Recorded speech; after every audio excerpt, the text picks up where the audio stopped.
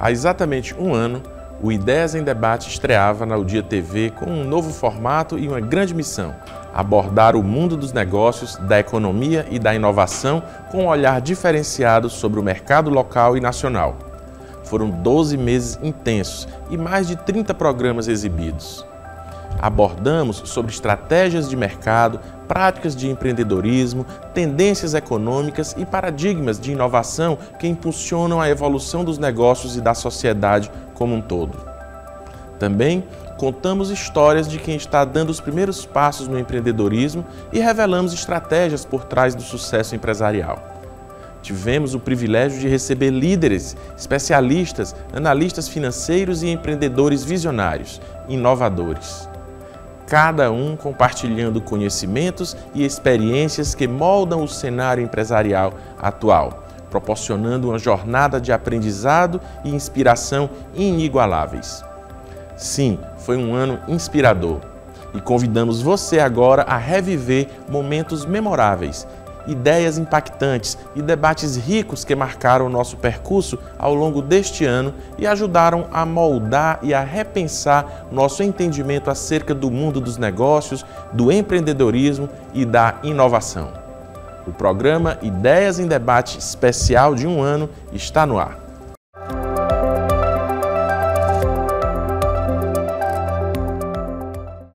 Para começarmos essa retrospectiva, vamos voltar para o comecinho da nossa história.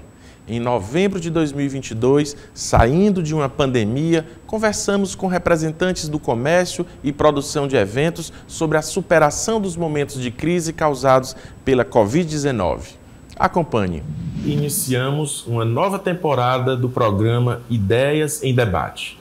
Dessa vez, o foco será mercado, negócios e inovação. Como é que tem sido a crise para o comércio? Praticamente 2 anos de lojas fechadas, então isso foi muito terrível para toda a nossa atividade econômica, né? Então a gente teve que se reinventar para poder você estar aí trabalhando e tentando sobreviver. Teve muitos colegas que não conseguiram baixar as portas nesse período, não conseguiram levantar, mas a gente está aí trabalhando nesse ponto. E depois veio novos ingredientes, né, que foi exatamente a crise da guerra da Rússia, né, e mais toda essa problemática. Aí o cara diz, o que tem a ver uma guerra lá na Rússia para afetar no comércio de Teresina ou do estado do Piauí? Tem tudo a ver. Por quê? Porque tudo isso hoje a gente vive numa economia globalizada. Então o que afeta lá num determinado local, ele afeta aqui, em todos os locais aqui. Então, por exemplo, nós tivemos vários problemas de escoamento de produção, de trazer produtos para cá. Por exemplo, a crise do petróleo, ela afeta diretamente o nosso transporte. Quer dizer, nós tivemos vários problemas de transporte em relação a trazer mercadorias do sul e sudeste do país para cá, para o estado do Piauí, exatamente em decorrência dessas crises do transporte em decorrência do petróleo. Quer dizer, subiu o petróleo, subiu o preço do petróleo porque nós não tínhamos petróleo, e na parte de importação estava vindo muito pouco, então tudo isso afeta. Então isso foi uma gigantesca operação para que todos os lojistas, todo o pessoal, todo empresário da área de varejo comece a repensar como deve ser feito, de que forma deve ser feita a sua atividade econômica. Eu até diria que a pandemia aproximou muito o empresariado da Federação do Comércio, né? Por muitos momentos, o empresário se viu órfão de uma defesa, muitos queriam a todo custo manter as portas abertas e nos procuraram, e a gente ali ia levando aquelas demandas para a CNC, e no âmbito da Renalés isso é atuante e é diário e acontece a todo momento. Lá a CNC briga para que medidas sejam tomadas em benefício dos empresários. Como se deu a decisão de vocês de investirem nesse importante setor da economia, né, o setor de eventos? A pandemia, ela transformou a forma de realizar esses eventos mais para o público? Tivemos uma enxurrada, doutor Campelo, de maio até junho, julho. Nós tivemos quase todos os grandes artistas nacionais em 90 dias em Teresina. Mas os artistas de top linha mesmo. Sim. Em 90 dias nós tivemos isso. Não era um final de semana atrás do outro. Era 2 por final de semana. Isso eu sei porque nós tivemos...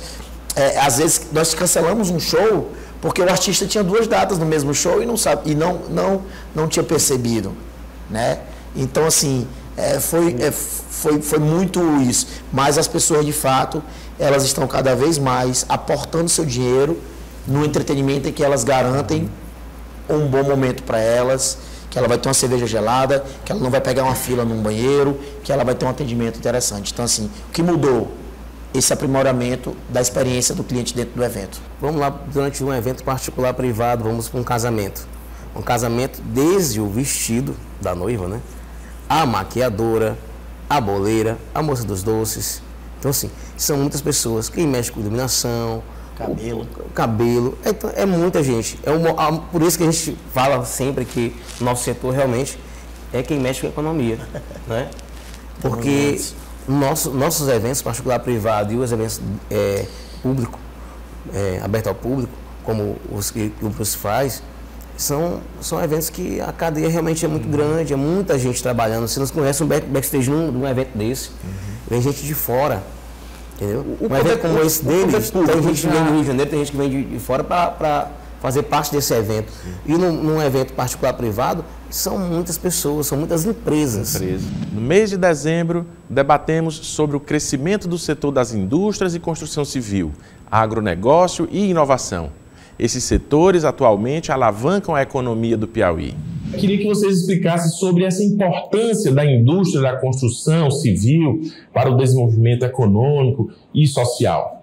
Eu sempre digo que a indústria como um todo, né, seria o motor para trazer o desenvolvimento aqui para o estado do Piauí. A gente percebe muitos empresários querendo empreender, abrir sua indústria no estado do Piauí. O Piauí é um estado pujante, a gente crê fortemente de que nós podemos crescer muito. A construção civil e a indústria está intimamente relacionadas, é o mesmo setor, a construção civil é indústria. E aqui nesse momento, nesse debate, é muito oportuno trazer que a indústria em si, ela vem sofrendo há mais de 30 anos, ela vem encolhendo a indústria. São dados estatísticos, nós temos algumas décadas perdidas com relação à indústria e temos que ter um olhar e uma ação coletiva para resgate. A indústria é onde faz a transformação dos bens e podemos fazer essa comercialização de maneira mais efetiva e ficando recurso no nosso estado. Como é que o setor do agronegócio compreende essa relação entre o aumento populacional e a produção de alimentos? É um setor da economia que ainda carece de muita informação, de muita divulgação. Às vezes é visto de maneira tortuosa, como foi mostrado ao longo dos anos. Então nós temos essa crescente demanda por alimentos a nível mundial. Você pode ver hoje praticamente todo o alimento, os principais alimentos viraram commodities. Eles são, o comércio é globalizado. Sim. Então a soja, o milho não é o produtor que bota o preço no produto dele, é o mercado mundial. O Piauí tem uma capacidade de plantio absurda. A gente planta aí essa área toda aí em cerca de 60 dias. Então são uma média de mais de 15 mil hectares de área plantadas por dia. Para atingir essa área de soja e milho, que a nossa janela ideal aí é em torno de 60 dias. Vai lá de meados de outubro a meados de dezembro, que é o período do início e da estabilização das chuvas. O que é uma startup, efetivamente? De uma forma bem prática, a gente pode observar que são essas soluções digitais que estão aí a todo dia mudando a forma como a gente lida com o nosso dia a dia. Então, são os aplicativos de entrega, os aplicativos de motoristas, que estão ajudando na mobilidade. Então, estas soluções digitais que surgiram através da internet, que surgiram também através dos aplicativos de celular, tudo isso que vem para facilitar, para tornar a nossa vida mais produtiva, para que a gente possa ter mais comodidade e também ajudar os negócios, ajudar as empresas. Todas estas soluções que têm inovação e tecnologia a gente pode considerar como uma startup. Entramos em 2023 com o pé direito. Em janeiro, tivemos a oportunidade de discutir a inserção da mulher no campo do empreendedorismo e também o funcionamento de grandes franquias aqui no Piauí. Quais foram nessa trajetória, ou quais são ainda, se é que são as mesmas dificuldades, ou se essas dificuldades elas vão modificando ao longo do tempo, que as mulheres enfrentam para empreenderem? São todas, são muitas, mas eu acredito que a partir do momento que você quer, que você pensa mais além, que você se redescobre, que você se ressignifica, essas dificuldades elas são menores. E se você tiver parcerias, tiver parceiras, estiver envolvida com pessoas que realmente que acreditam nisso, que têm esse propósito, eu acho que vai dar certo. Eu acredito que vai dar certo. E a gente vê também nas nossas mulheres a dificuldade que ela tem de se soltar, de sair de dentro dessa caixinha, desse casulo que ela tem, para ela ser essa grande mulher que só apenas a gente vê. Só a pessoa que está lá de fora chega, olha, você faz um belo trabalho, você criou seus filhos bacana, você cuida bem da sua casa, você consegue estar em vários lugares ao mesmo tempo. E as pessoas, a mulher ela precisa ouvir isso. Ela precisa que as pessoas cheguem e digam, olha, você está fazendo bem, parabéns. Eu acredito que isso seja essa mola, essa força propulsora que a mulher precisa. O setor de franquias é realmente uma opção mais segura para quem quer começar a empreender? O mercado de franquias, na verdade, ele tem uma expansão maior por ser um mercado com menos riscos. Quando você opta por uma franquia, você opta por um negócio que foi testado, né, que foi aprovado, que existe um know-how, né, por trás desse negócio. Então, você pega um modelo de negócio e replica. Então, os riscos que você corre é bem menor. Só que existem também as obrigações, os direitos e os deveres, né? Existem as obrigações desse processo do franqueador, franqueado. Então, é muito interessante conhecer a circular de oferta de franquia, conhecer as taxas que são pagas dentro desse processo, conhecer todas as obrigações, né? Levar esse contrato para o conhecimento de um advogado, para que você realmente tenha mais segurança no sentido de dizer, eu quero fazer isso, eu tenho segurança para ter essa relação franqueador-franqueado e eu sei como eu estou investindo, onde eu estou chegando e qual é o processo que eu tenho que prosseguir com relação à franquia. A escolha do ponto é fundamental também, mas a adequação dos dons e talentos do franqueado, do propenso franqueado, àquele sistema de negócio. Porque pode estar todo o plano bem feito, mas a mão de obra do franqueado, se ele não estiver disposto a trabalhar bem mais do que uma carteira assinada, o negócio não vai dar certo. Em fevereiro, o governo do Piauí nos apresentou a proposta de uma gestão mais digital. Além disso, o aquecimento do mercado imobiliário também entrou em pauta. O que é a transformação digital? Não é um tema exclusivo aqui do estado do Piauí, esse tema ele está em debate em outros estados e também no mundo. Recentemente, o governo do estado ele fez uma pesquisa nos países para verificar qual aquele país que estava no estágio mais avançado nesse processo de transformação digital. Nosso case de observação foi o país da Estônia. A Estônia, hoje, apenas o casamento e a separação são realizados de forma presencial. Todos os demais serviços que tocam a esfera pública são realizados de forma eletrônica por meio de plataformas virtuais. Ou seja, exige nesse contexto que os processos do governo estejam preparados para serem utilizados por meio de plataformas eletrônicas e também que a população tenha acesso a essas plataformas. Então, de forma simplificada, a transformação digital ela permite que aquele processo que era antes realizado de forma presencial, ele passa agora a ser realizado de forma eletrônica por meio de uma plataforma desenvolvida por programação, permitindo que o cidadão ganhe em tempo, ganhe em agilidade, permitindo também que ele evite, por exemplo, passar por situações como daquelas grandes filas que normalmente nós encontramos no serviço público. Muitas vezes a gente pensa que transformar digitalmente é criar um site, colocar uma tecnologia à disposição do atendimento, mas quando a gente olha a transformação digital, a gente precisa olhar ela de uma forma macro, considerando, em primeiro lugar, pessoas.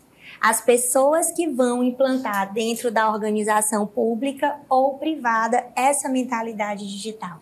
Vejamos um caso, né? Você tem, por exemplo, uma determinada organização que você pode dar entrada num pedido especial, em algum pedido, por meio do site, da plataforma digital. Mas como vem essa resposta? E a transformação digital vem também para gerar agilidade nessa resposta. Queria que vocês apresentassem ao nosso telespectador qual é o panorama do mercado imobiliário no Piauí e mais especificamente na capital, em Teresina. Nós podemos dizer que o mercado está aquecido? Como todo o Brasil está aquecido, esse pós-pandemia, a gente tem vivenciado grandes transformações dentro do mercado imobiliário, da busca por imóveis, as pessoas saindo, né, dos apartamentos, indo para os condomínios de casa, condomínios residenciais de casa. E, claro, trouxe sim esse reflexo da mudança do perfil do consumidor e nessa busca por novos imóveis, as pessoas aquecendo o mercado. A gente teve também no início da pandemia uma taxa de juros bastante expressiva, muito baixa. O Fernando poderá explicar com toda certeza o financiamento imobiliário. A Caixa continua sendo o principal banco do financiamento e, claro, reflete a sua taxa de juros nos outros bancos. E apesar de, nesse momento, termos, né, uma taxa de juros não tão atrativa como no passado, né, e no ano de 2020, continua assim a expectativa de crescimento do mercado imobiliário. As pessoas hoje, elas buscam facilidades. Todo mundo quer facilidade. Então, assim, a parte da taxa de juro ter subido um pouco não causou um impacto tão grande na procura por imóveis, né, seja casas ou apartamentos. Até no decorrer da pandemia, quando a pandemia estava no auge, né, as pessoas viam muita necessidade de sair de um apartamento e ir para uma casa. Porque às vezes eles passavam tanto tempo dentro de casa que não podiam utilizar de lazer do condomínio porque estava isolado e tudo. Eles começavam a pensar, poxa, e se eu tivesse uma área de lazer na minha casa? Meu filho ia estar brincando, o meu pet ia estar mais à vontade, ou ia estar mais satisfeito pelo fato de estar dentro de casa. Então as pessoas começaram a ver essa necessidade de mudar de casa para apartamento. Então, assim, na pandemia foi o boom de vendas no mercado imobiliário aqui em Teresina. Cresceu muito. Em março, trouxemos para o debate o marketing digital como aliado do setor de vendas e o incentivo à cultura do empreendedorismo jovem. Como é que o marketing digital e as redes sociais se tornaram aliados essenciais para quem empreende online? A gente percebeu, todos percebemos, né, uma grande necessidade, principalmente incentivada pela pandemia, como você bem ressaltou, e que era o único canal que a gente tinha naquele momento para alcançar o nosso cliente. Já era importante, acabou ficando mais importante ainda, porque foi uma necessidade. E até os mais descrentes, também como foi citado, perceberam que não tinham outro caminho e perceberam o quanto era benéfico, o quanto é bom. Afinal, né, a rede social não tem barreiras geográficas, a gente consegue alcançar o Brasil. Muitos empreendedores conseguiram ter uma visão muito maior do negócio do que o que tinha ali no negócio físico.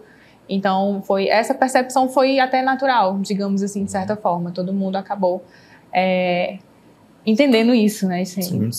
E essa transformação vem muito além do que simplesmente a mudança de comportamento da sociedade. Eu acho que vai também a ideia da inovação, das novas tecnologias. Então, quando a gente tem as pessoas usando as redes sociais para uso pessoal, elas com certeza vão entender que, será se isso pode me ajudar para o meu negócio? Será se eu posso usar isso como aliado para melhorar as minhas vendas, ter um resultado melhor?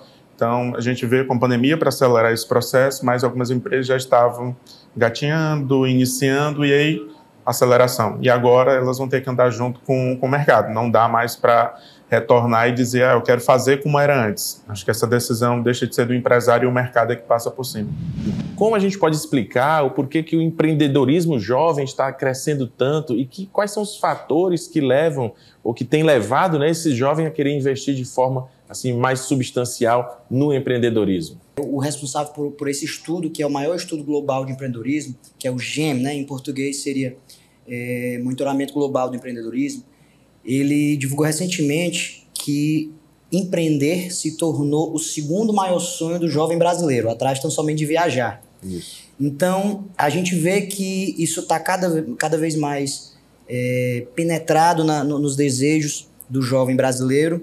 Infelizmente, não sempre pelas razões necessárias. A gente vê que o empreendedorismo, fruto da necessidade, ele cresceu muito em detrimento do empreendedorismo fruto da oportunidade, o que não é bem o que a gente deseja, né? Isso não é bom do ponto de vista do desenvolvimento econômico, porque o empreendedorismo fruto da oportunidade, ele vem calcado em preparação, em perfil, e o da necessidade nem sempre. Não quer dizer que um está fadado a ter sucesso e o outro está fadado a não ser bem-sucedido. Mas não é o que a gente almeja. Mas, sem dúvida nenhuma, o jovem brasileiro hoje tem isso como uma de suas prioridades, o que pode ser bem aproveitado se olhado pelo foco certo. O acesso à informação hoje está cada vez mais acelerado, no sentido de que a pessoa ela consegue enxergar mais oportunidades que ele possa ter no mercado, né? As informações elas estão na mão. A gente está conversando aqui agora algo e provavelmente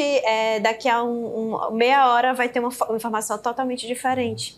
Então essa troca constante, né? Ela dá muito acesso a esses jovens e eu acredito muito que essas oportunidades elas nascem aí.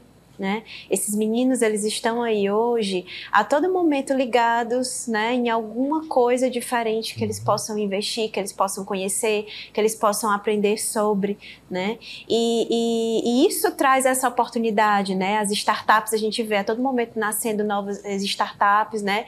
Que são negócios revolucionários, né? Ideias inovadoras e nascem geralmente, né, dessas cabeças pensantes, jovens, que vivem o meio, né? Hoje a gente coloca no mercado o que a sociedade quer consumir, né? E os jovens, eles estão inteiramente dentro ali vivenciando, né? De maneira mais frenética ainda, aquele mercado. E aí eles veem as oportunidades que eles podem levar de algo inovador, né? De oportunidade para a vida deles. O mês de abril foi repleto de dicas e debates importantes. Conversamos com especialistas sobre a importância da mentoria para quem quer começar a empreender e manter os seus negócios. Debatemos também a combinação tecnologia mais educação e o desenvolvimento do comércio externo. Poderiam nos explicar para todos os nossos telespectadores o que faz um mentor de negócios? Eu gosto de dizer que para ser mentor você precisa ter passado por toda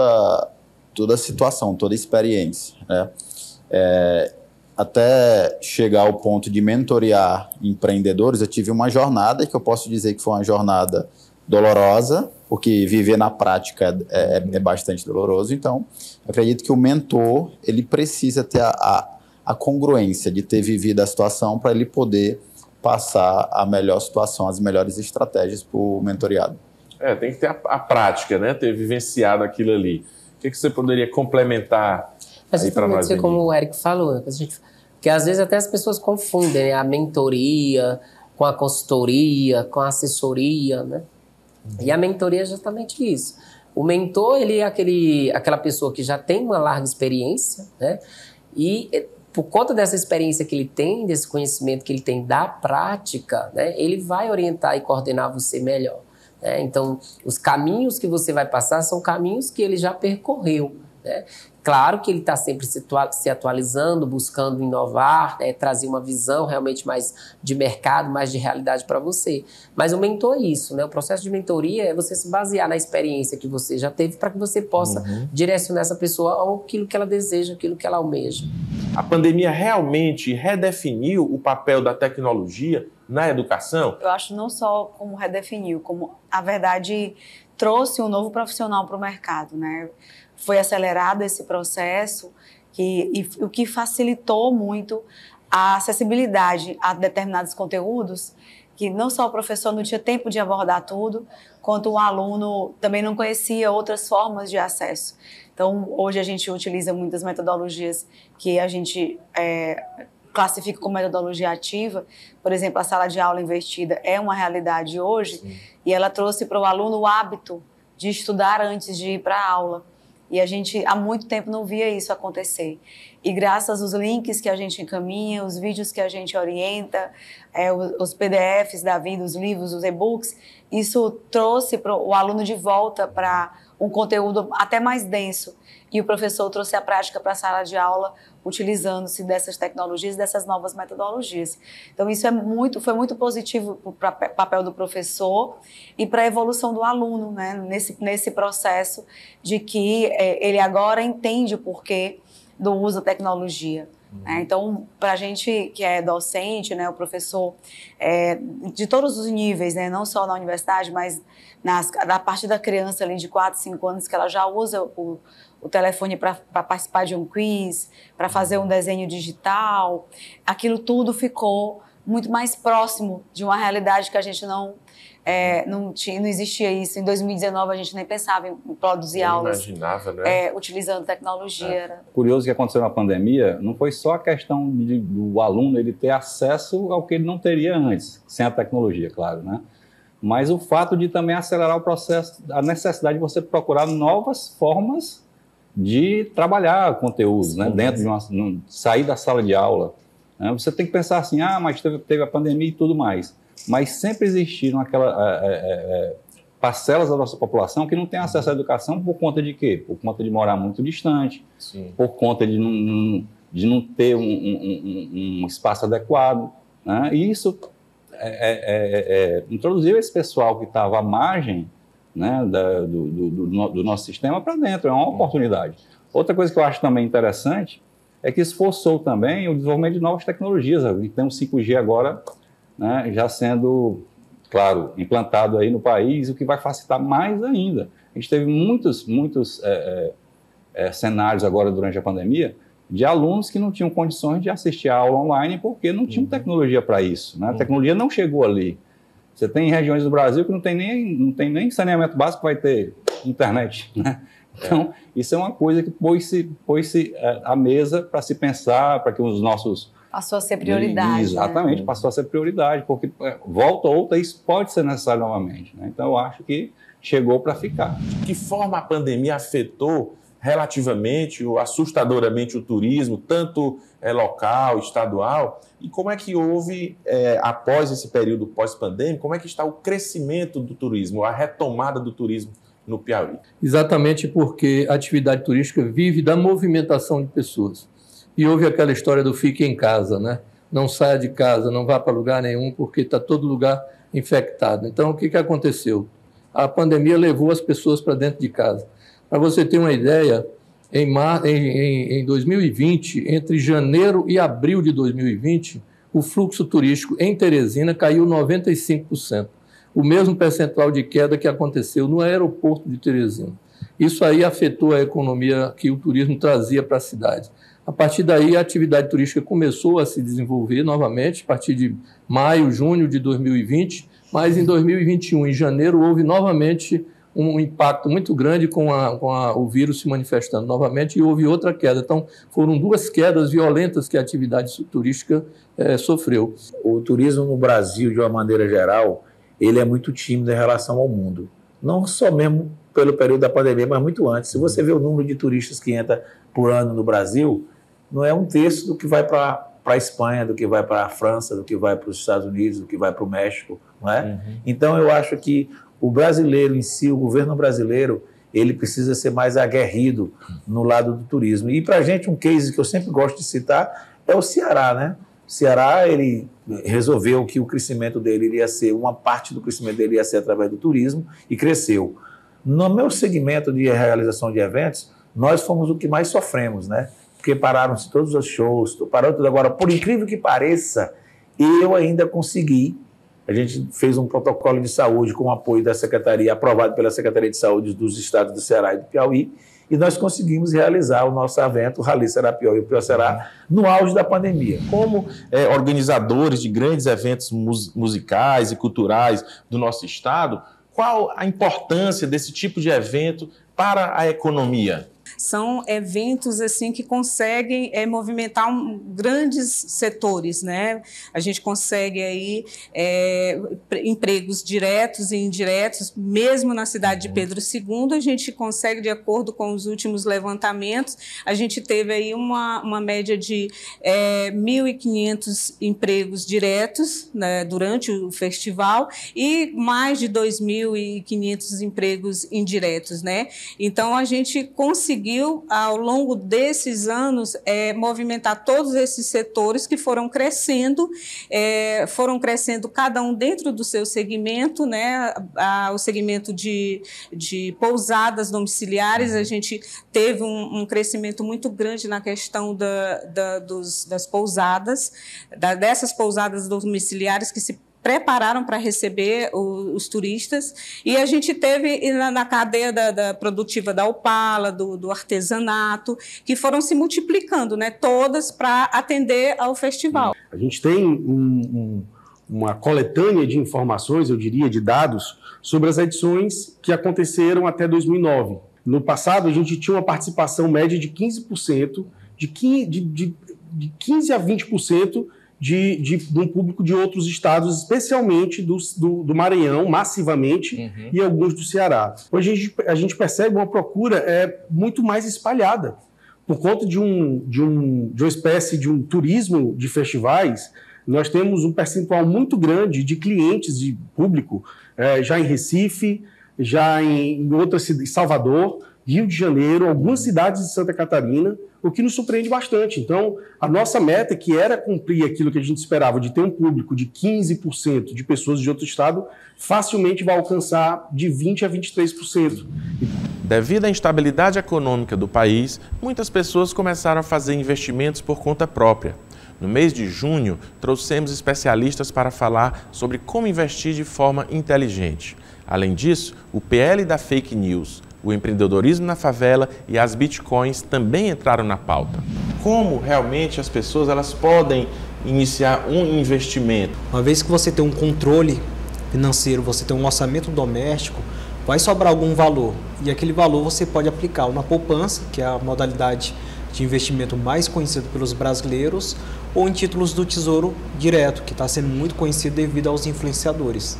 Mas é uma aplicação financeira onde eu vou ter retorno. Eu utilizava muito cartão de crédito e não sabia o poder que eu tinha na minha mão.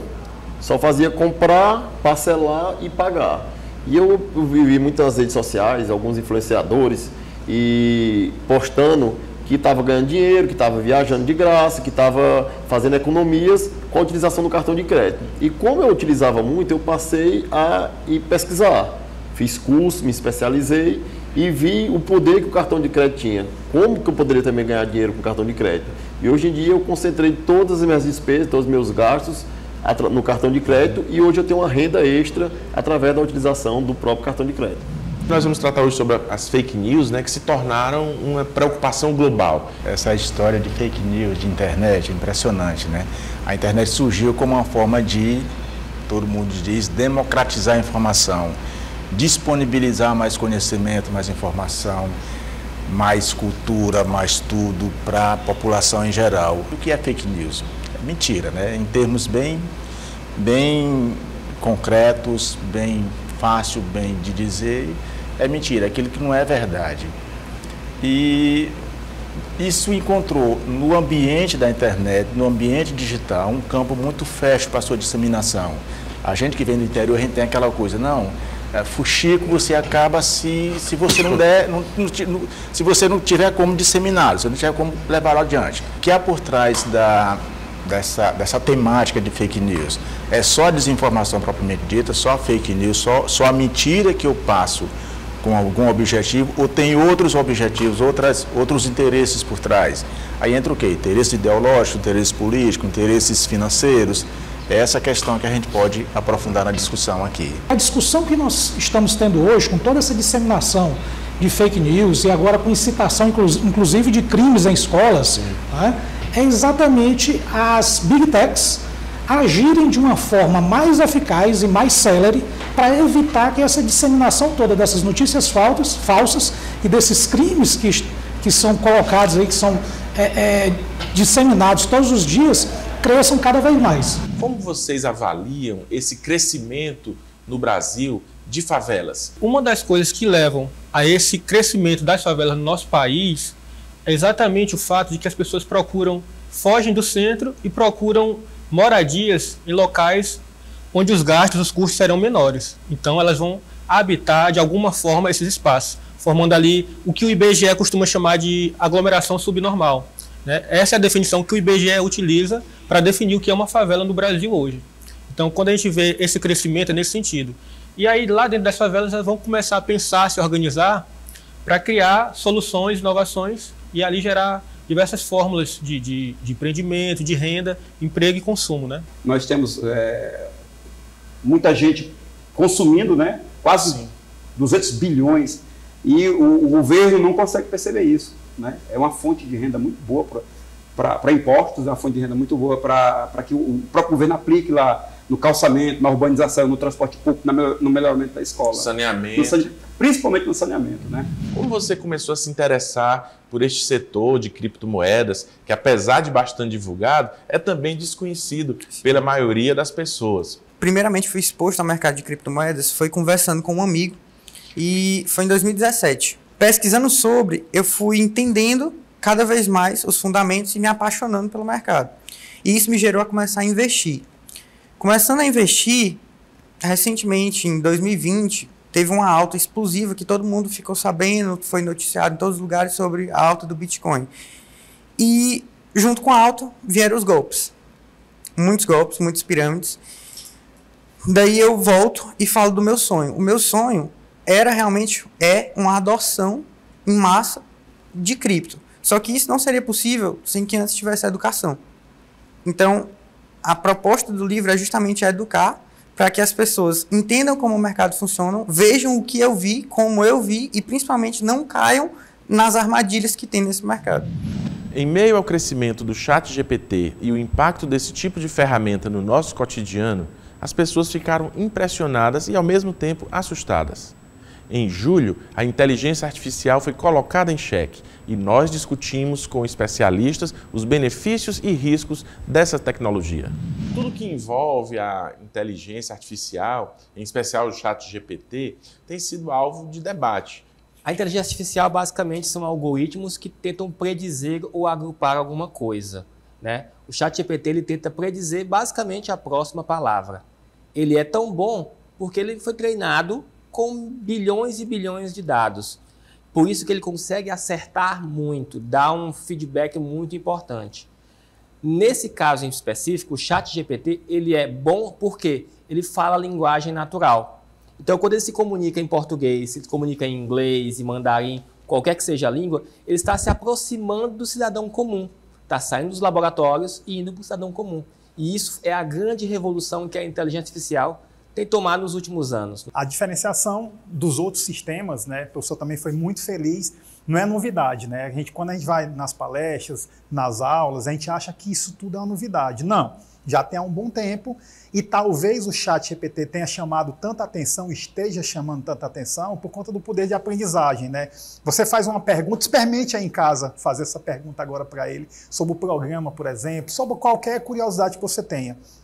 Faça hoje e faça amanhã. A resposta de hoje ela vai ser diferente da resposta de amanhã, com mais dados, com mais detalhes, porque ele vai aprendendo. Talvez seja a grande diferença e principalmente pela tentativa de humanização dessa ferramenta. No mês de agosto, celebramos o mês da advocacia e falamos sobre o papel da OAB na sociedade. Também falamos sobre o impacto do censo nas finanças de estados e municípios. Abordamos ainda o boom que o e-commerce e delivery tiveram durante a pandemia. Qual é a distinção que a gente pode fazer entre o e-commerce e o delivery? O e-commerce a gente pode ver como se fosse uma loja em que você acessa de maneira online e consegue fazer compras de vários produtos. Produtos esses que vão desde alimentos a vários produtos como eletrônicos, roupas, entre vários outros. E o delivery se aproxima a essa parte de uma loja. Só que a única diferença é que o delivery, o foco dele é eu vou comprar agora e eu vou receber ele dentro de, no máximo, poucas horas, entendeu?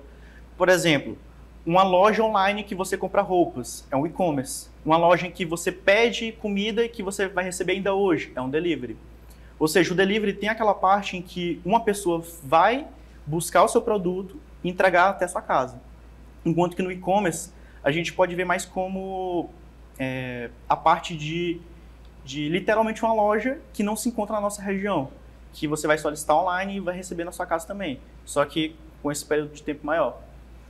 Doutor Alex, são dois negócios, né? O e-commerce e o delivery. De que forma as empresas elas têm se adequado a essa nova realidade? Não é? Porque não deixa de ser um nicho de mercado também, e quem está fora desse nicho pode também estar fora do próprio mercado em si. Perfeito, doutor Campelo. Como o Matheus bem disse, o e-commerce, na realidade, é todo aquele comércio de bens e serviços feito pelo meio 100% virtual, né? É uma categoria do e-business, né? Todos os serviços são feitos de forma virtual. O e-commerce é toda comercialização de bens e serviços feito virtualmente. E aí existem esses marketplaces que podem ser próprios ou terceirizados, são de entregas, de deliveries imediatos, como o Matheus bem disse, mas o fato é que não interessa qual a categoria de negócio que você explora hoje, praticamente todos os fornecedores de bens e serviços exploram hoje o e-commerce, quer seja através de um marketplace próprio ou terceirizado de grandes plataformas, mas o fato é que hoje, como uma frase que é sempre bem dita, se você não está no mercado virtual, você não existe mais. Então, realmente isso foi acelerado pós-pandemia, mas é exigência hoje dos consumidores que você esteja praticando o e-commerce, o e-business, né? Que você esteja no mercado virtual.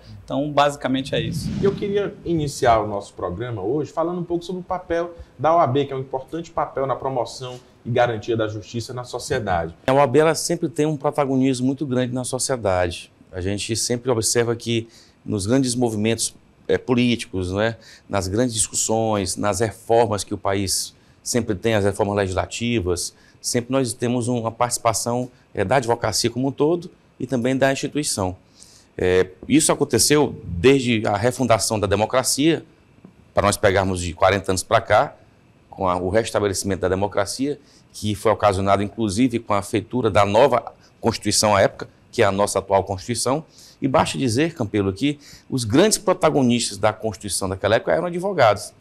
A começar pelo relator geral, Bernardo Cabral, por Ulisses Guimarães, o próprio José Sarney, que à época era presidente da República, é advogado.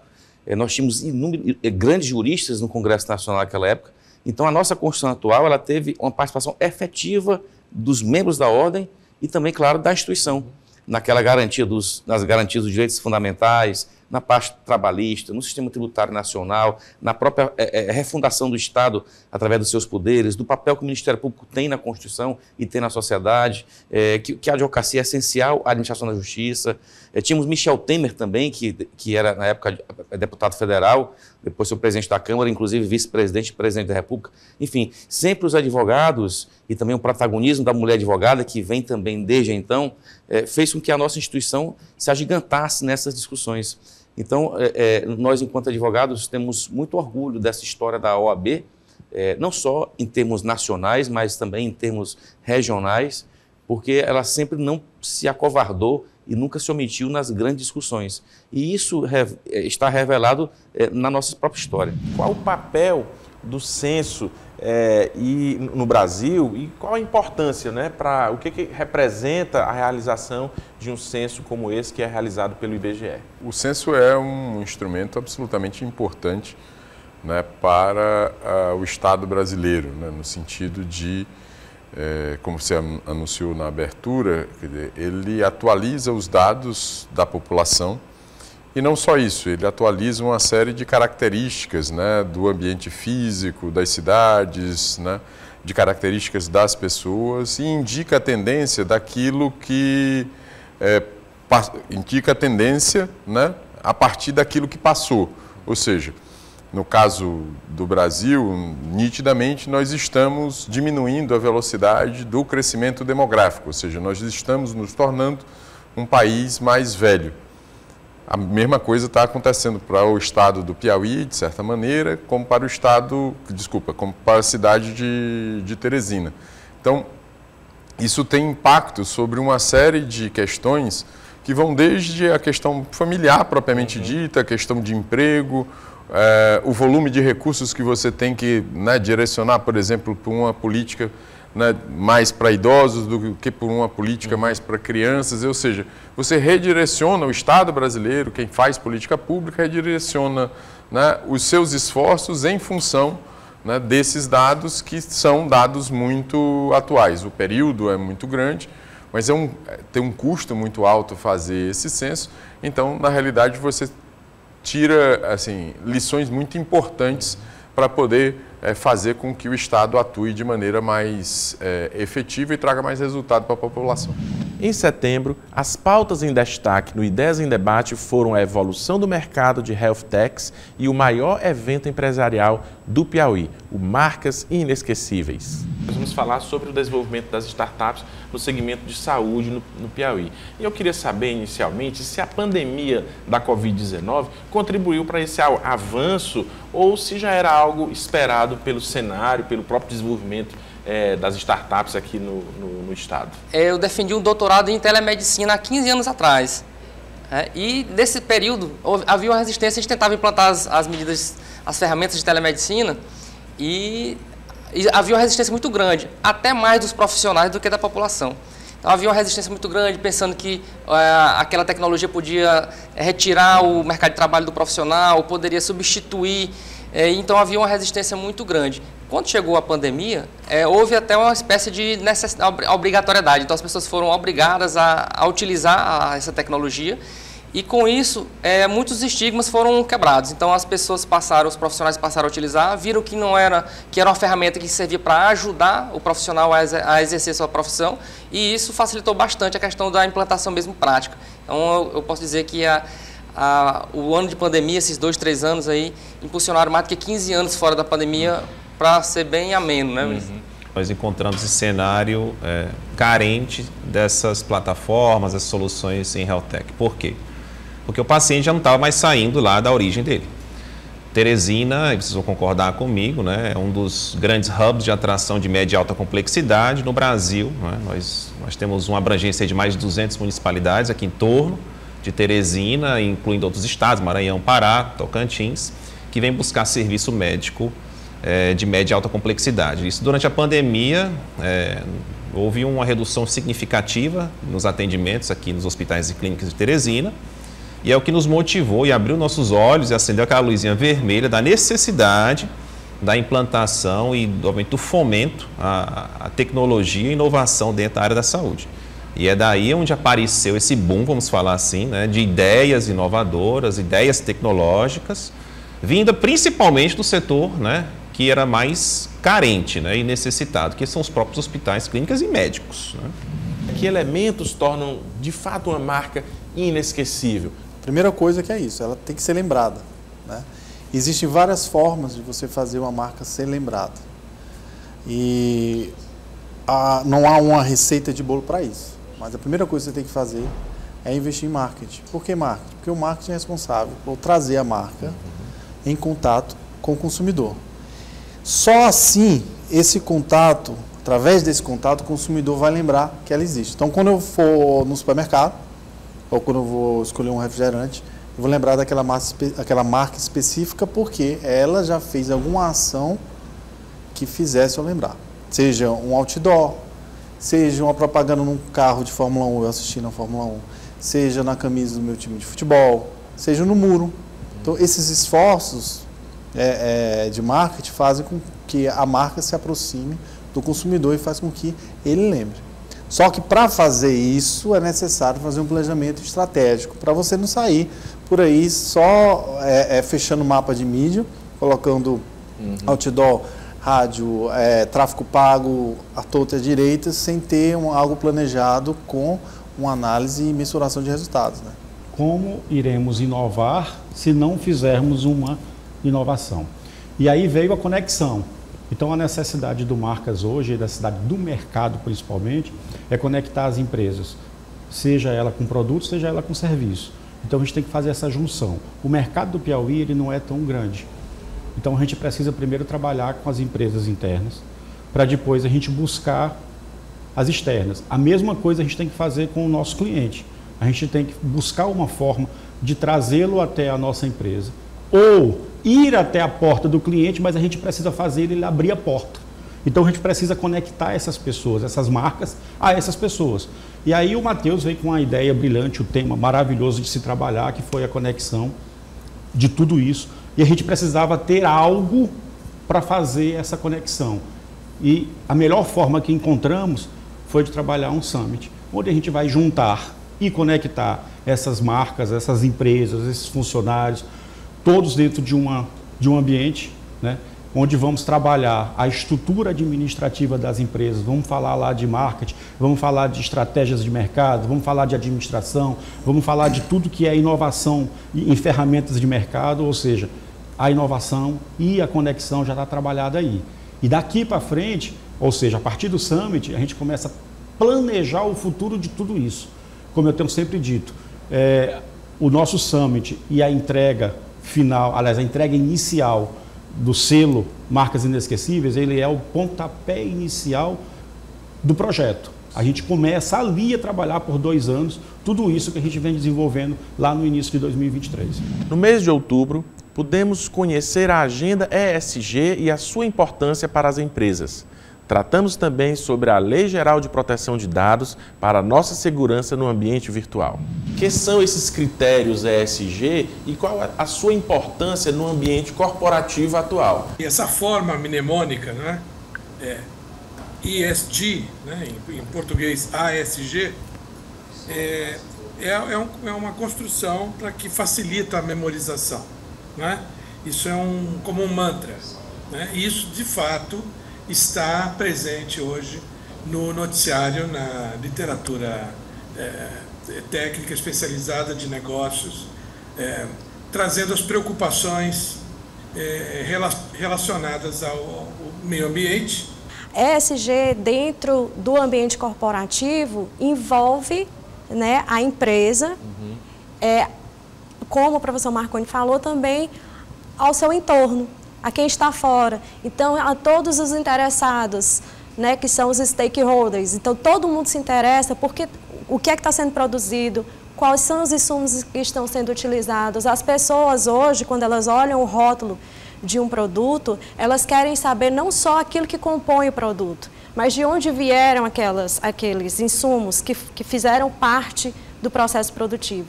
Então, essa conscientização social ela é muito importante. E o ESG ele vai também ser um fator decisivo na imagem que a empresa mostra para o seu consumidor em geral. Queria iniciar perguntando para vocês, para que vocês fizessem uma avaliação desses 5 anos de criação da LGPD no Brasil e a importância sobre a proteção de dados pessoais, né? As cobranças ainda têm sido muito pequenas em relação às organizações, tá? E apesar disso, assim, o que é que faz? Existe ainda uma questão muito cômoda ainda para essas organizações. E aí, assim, o que é que a gente surte de efeito isso perante a sociedade?